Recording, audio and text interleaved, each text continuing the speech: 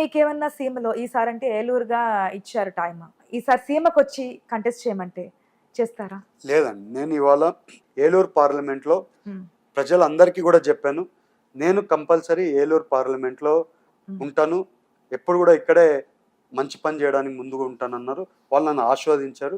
ఆళ్ళకి చెప్పాను, నేను ఇక్కడే ఉంటున్నాను, ఇక్కడే ఇల్లు కట్టుకుంటున్నానని చెప్పాను. ఇవాళ ఏలూరులోనే ఇల్లు కట్టుకుంటున్నాను. ఎప్పుడు కూడా రాయలసీమకెళ్ళి పోటీ చేయను.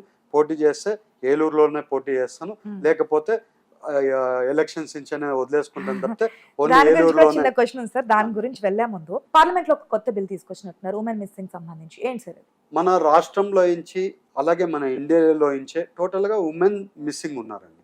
చాలామంది వుమెన్ మిస్సింగ్ ఉన్నారు. మేము గవర్నమెంట్‌కి అప్పీల్‌కి పెట్టుకున్నాము. Private bill పెడుతున్నామండి.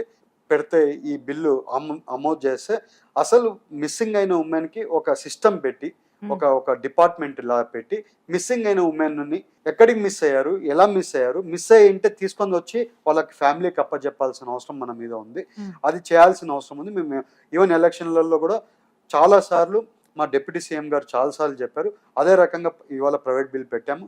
ఆ ప్రైవేట్ బిల్ పాస్ అయితే అదే అమలు జరుగుతుంది. ఎందుకంటే మహిళలు మిస్ అయితే ఒక ఫ్యామిలీలో ఒక మహిళలు కూడా మిస్ అవుతున్నారంటే ఈ 5 ఏళ్లలో మిస్ అయ్యారని మా సో, నోటీస్‌కి చాలా డిప్యూటీ సార్లు సీఎం వచ్చింది. చేసినటువంటి స్టేట్‌మెంట్‌ని మనకి అమల్లోకొచ్చే అవకాశం ఉంటుంది. మహిళలు మిస్ అవుతున్నారు. వాళ్ళని తీసుకొస్తాం, ప్రొటెక్ట్ అవునండి. చేస్తామని. అవునండి. మనం ప్రైవేట్ ఓకే. బిల్ పెడతామండి. హ్మ్.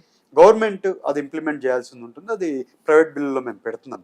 సార్ ఇంకొకటి ప్రజల నుంచి మేము మాట్లాడిన దాని ప్రకారం వస్తున్నదేంటంటే, గతంలో ఉన్నటువంటి ఎంపీ అంటే పార్లమెంట్ స్థానానికి మొత్తం అసెంబ్లీ స్థానాలకు కలిపి ఎక్కడ అందుబాటులో ఉండేవారు కాదు. మీరు అందుబాటులో ఉంటామని చెప్పారు ఎలక్షన్స్ టైమ్‌లో. కానీ ఇప్పుడు కూడా సేమ్ సిట్యుయేషన్ ఉంటుంది. ఏలూరు సంబంధించి పార్లమెంట్ నియోజకవర్గం ఉండట్లేదు పార్లమెంట్ స్థానంలో అనేది ఒకటుంది. వారానికి ఒక్కసారైనా సరే గ్రీవెన్స్‌లు ఏర్పాటు చేయండి. ఉన్నటువంటి సమస్యలు మీ వరకు చెప్పుకునే విధంగా వెసులుబాటు కల్పించండి మీరట్లయితే అని. బాగా చెక్ చేసుకున్నట్లు లేరండి. హ్మ్. నేను పార్లమెంట్‌లో పార్లమెంట్ లేకున్నప్పుడు ఎప్పుడు కూడా అవైలబిలిటీ ఆఫ్ కాన్స్టిట్యున్సీలో ఉంటానండి. హ్మ్. మా గ్రీవియన్సెస్ రెగ్యులర్‌గా జరుగుతుంటుంది. హ్మ్. నేను పోయినప్పుడు గ్రీవియన్స్ చేస్తున్నాం. ఈవెన్ నేను లేకున్నప్పుడు కూడా మా ఆఫీస్‌లో ఎంప్లాయర్స్‌ని పెట్టి మరీ గ్రీవియన్సెస్ రన్ చేస్తున్నాం.